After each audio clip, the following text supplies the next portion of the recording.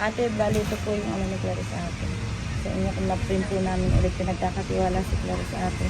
Sana po ingatan niyo po.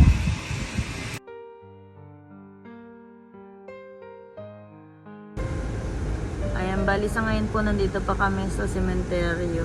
Ay, hinihintay pa po yung abo ni Clarice. Ayan, sasabay na po namin sila ate pabalik doon sa ano, bahay. Kasi doon daw po ayusin yung ano ni Clarice para maibiyahe na rin agad pa uwing Bicol. Ay, nandyan po yung mama ni Clarice tsaka mga tita niya na nag-aantay pa po kami dito. Bali, 2.5 oras po kasi yung ano, pag-cremate po kay Clarice, kaya nag-aantay pa po kami.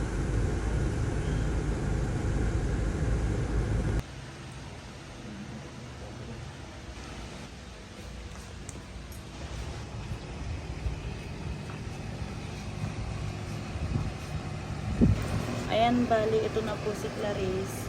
Ngayon po, iaabot na po natin sa mama ni Clarice para sila naman po yung mga laga sa ano po ni Clarice, no? Tara po at puntahan po muna natin yung mama ni Clarice.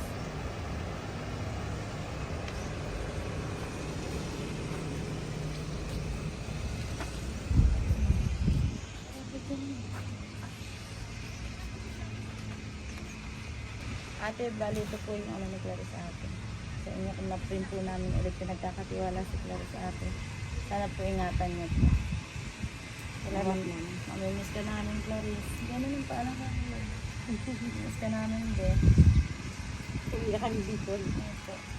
Mananatili sa puso namin ate yung masasayang alaala po ni Clarice. Pag naka, ano pa siya kayo, punta kayo dito.